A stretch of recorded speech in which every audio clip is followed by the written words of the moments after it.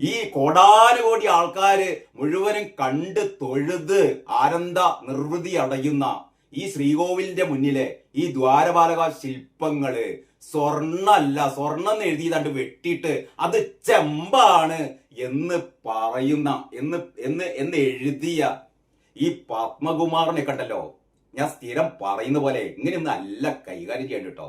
തല മൊട്ടയടിച്ചിട്ട് കഴുതപ്പുറത്ത് കയറ്റിയിട്ട് ചാപ്പ കുത്തിയിട്ടേ നഗരവീതിയിലൂടെ ഇങ്ങനെ കൊണ്ടുപോകണം. കല്ലെറിയണം, അയാളെ കല്ലെറിയണം അല്ലേ? അതിൽ പരം എന്താണ് ചെയ്യേണ്ടത്? ഇതുവരെ CPM പുറത്താക്കിയിട്ടില്ല കേട്ടോ. ഇതുവരെ CPM പുറത്താക്കിയിട്ടില്ല. ഗോവിന്ദ മാഷ് പറഞ്ഞെന്താണ്?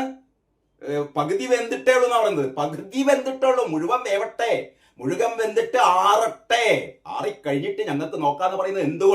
എന്തുകൊണ്ട് പുറത്താക്കുന്നില്ല? കാരണം പത്മകുമാറിനെതിരെ വിരൽ ചൂണ്ടിയാൽ പത്മകുമാർ കയ്യിലെ മുഴുവൻ വിരലുകളും ചൂണ്ടും പലരുടെയും.